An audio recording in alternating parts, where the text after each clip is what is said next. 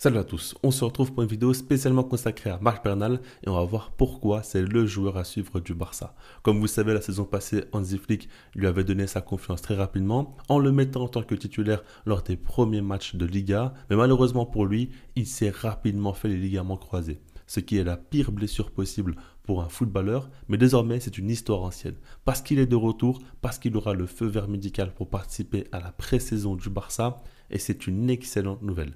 Ce qu'il faut se dire, c'est que si ça n'avait pas été le cas, il n'aurait pas été dans le rythme du groupe et aurait mis encore plus de temps à pouvoir être à 100% physiquement. Désormais, ce n'est pas le cas. On sait qu'il pourra être apte à jouer dès le début de la saison. Maintenant, évidemment, il faut faire attention avec lui. Il est très jeune, c'est un 2007, tout comme Lamine Yamal et Pau Cubarsí. En plus de ça, il s'est fait une blessure très grave. Pour tout type de joueur, c'est toujours dangereux. Il faut toujours faire attention au retour, encore plus quand il est aussi jeune.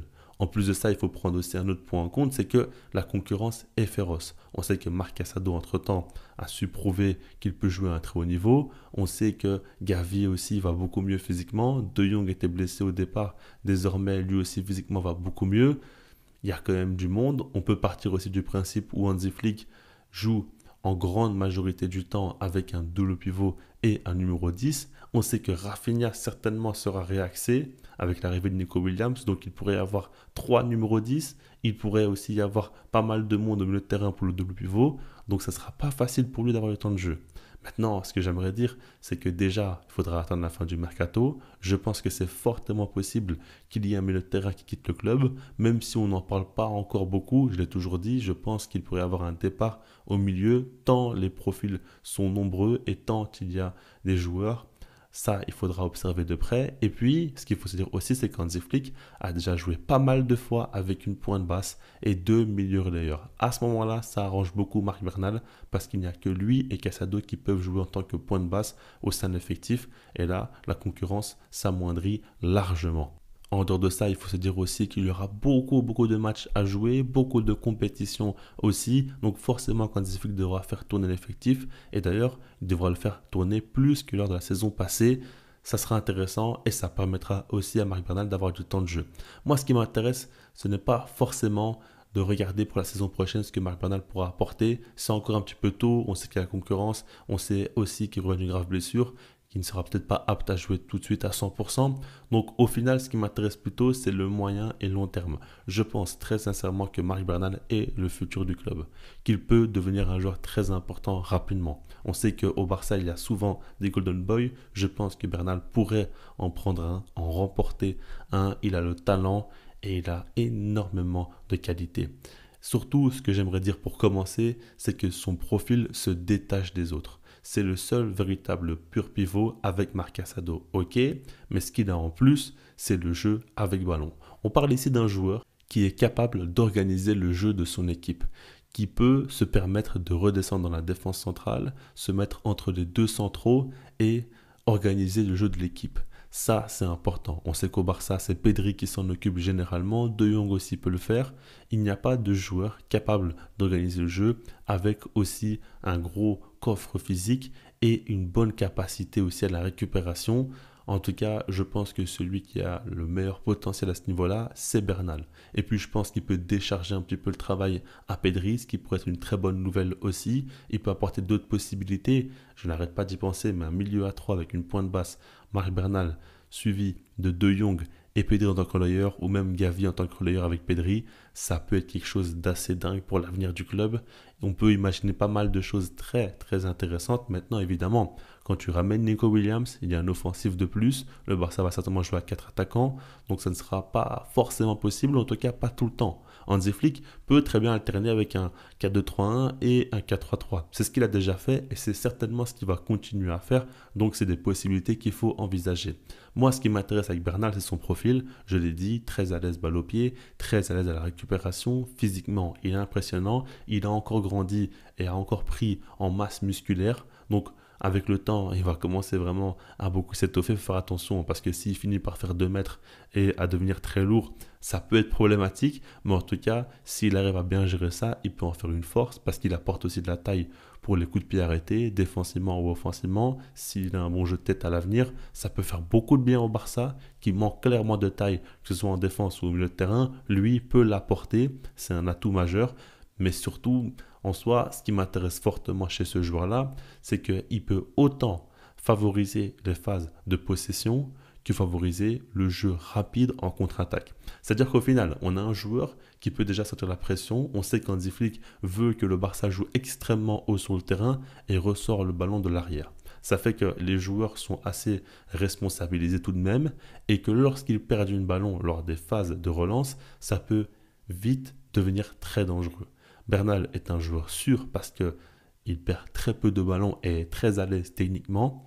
Donc déjà ça c'est un point très important, c'est fondamental pour le Barça de Flick, il faut avoir des joueurs sur balle au pied. C'est aussi pour ça que De Jong est passé devant Casado parce qu'il apporte plus de garantie dans ce secteur-là. Et puis, en dehors de ça, pour le jeu plus vertical, offensif d'Hansi Flick, Bernal aussi a une très bonne qualité de passe entre les lignes. On le sait dans les catégories de jeunes, il a toujours excellé là-dedans. On l'a vu avec la pré-saison du Barça, directement il avait été très bon. On l'avait vu en Liga aussi, il a beaucoup de personnalité, tente des passes difficiles et surtout a beaucoup de réussite là-dedans. Donc ça, c'est très important. Un joueur qui te permet d'assurer la sortie de balle, un joueur qui te permet aussi de faciliter le jeu en transition, le jeu vertical, et puis un joueur aussi qui à la récupération t'apporte un plus gros volume au niveau de son physique. Ça, c'est très très positif. Je pense aussi qu'on dit souvent que le Barça défend mal, on dit souvent que le Barça n'est pas fort défensivement. Avec un véritable numéro 6 de ce type, ça peut faire beaucoup de bien. Déjà pour couvrir l'espace et on va dire rétrécir surtout aussi les espaces entre la défense et le milieu de terrain. Là, il pourrait être dans cette zone et apporter beaucoup, ok.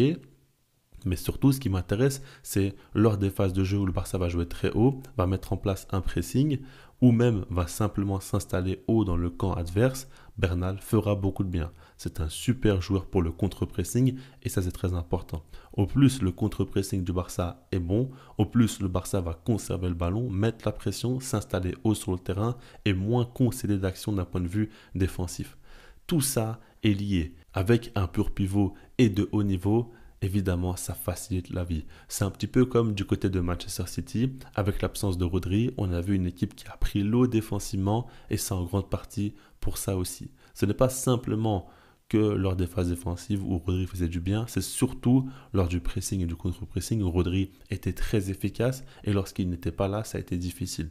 Évidemment, Bernal est encore très loin du niveau de Rodri qui est le meilleur joueur au monde à ce poste. Ce que je veux dire par là, c'est qu'il a un fort potentiel qu'il pourrait atteindre et peut-être qu'il pourrait arriver à ce type de joueur-là en termes de niveau. J'en suis persuadé personnellement, je pense vraiment qu'il a un gros potentiel. Maintenant, encore une fois, comme toujours, le potentiel ne suffit pas, il faut y arriver, il faut le contexte aussi, il faut la détermination, il faut que son physique lui permette, parce que s'il se refait d'autres blessures graves, ça va être difficile. Il y a plein de points à prendre en compte. Moi, ce qui m'intéresse surtout, c'est le profil, la nécessité d'avoir un joueur comme ça au poste de numéro 6 qui excelle dans ces phases de jeu-là. C'est pour ça que c'est un crack, selon moi, parce qu'il a toutes les qualités requises.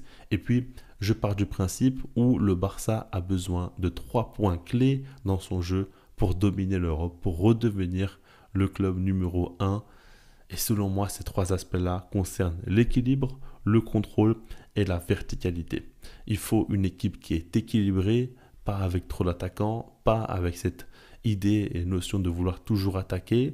Ensuite, il faut du contrôle aussi, mettre plus souvent le pied sur le ballon. Comme je disais, lorsque tu mènes au score avec plusieurs buts d'écart, il ne faut pas toujours attaquer, mais simplement sécuriser la victoire pour éviter des scénarios comme on a déjà vécu avec ce Barça-là où l'équipe se fait remonter. Et puis évidemment, la verticalité, c'est ça qui fait que le Barça a été aussi dangereux offensivement. C'est la verticalité qu'a su apporter Hansi Flick au sein du jeu de l'équipe. C'est aussi ce que Luis Enrique a su apporter au PSG et ce qui a fait beaucoup de bien à l'équipe, ce qui a fait qu'ils ont remporté la Ligue des Champions. Cette notion-là est très importante dans le football actuel. Les équipes qui sont les plus dominatrices sont celles qui arrivent à mettre le pied sur le ballon, tout en sachant aussi attaquer avec un football très rapide en transition ou en contre-attaque.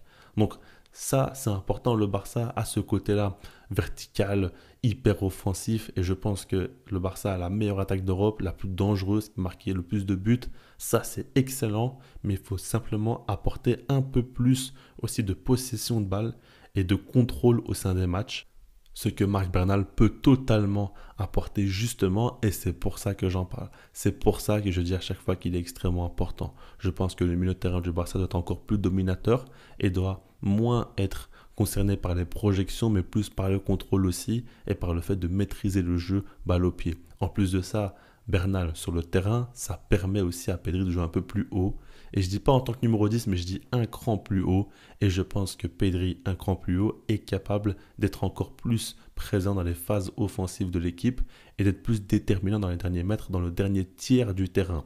Ça, c'est quelque chose qu'il ne faut pas non plus omettre ou mettre de côté. Il faut clairement prendre en compte que Pedri, dans le dernier tiers du terrain, peut beaucoup apporter de par sa qualité de passe, sa vision de jeu, sa vista. Et je suis persuadé qu'il peut marquer beaucoup plus de buts, délivrer beaucoup plus d'assists. Il en a largement le potentiel. Et ce n'est même pas qu'une question de potentiel, c'est simplement une question de rôle qui va lui permettre de montrer ses qualités. Parce que ce n'est plus un joueur qui a à prouver, il a déjà tout prouvé. C'est juste qu'avec des petits ajustements, il pourra apporter encore plus au sein de l'équipe et être encore plus décisif. Et là, ça sera encore autre chose. Donc, tout ça, c'est les choses que je prends en compte. Dites-moi vous ce que vous en pensez par rapport à ma façon de voir les choses sur le Barça, sur la construction du milieu de terrain, sur l'apport potentiel de Bernal. Je précise que je ne parle pas de son apport là à l'instant T. Je parle d'une projection à moyen, voire à long terme avec lui. Maintenant, il est tellement talentueux qu'il pourrait tout de suite s'imposer, mais ça dépend aussi de son physique, de la confiance dans Hansi Flick et puis la concurrence au milieu de terrain. Donc, c'est des points que je ne peux pas prédire et prévoir à l'avance. C'est difficile en tout cas. Donc voilà, dites-moi vous si vous êtes d'accord avec moi ou non. Likez la vidéo si vous l'avez appréciée. Abonnez-vous si ce n'est pas déjà fait, ça m'aiderait beaucoup et je vise les 100 000 abonnés. Et puis sinon, moi je vous dis peace.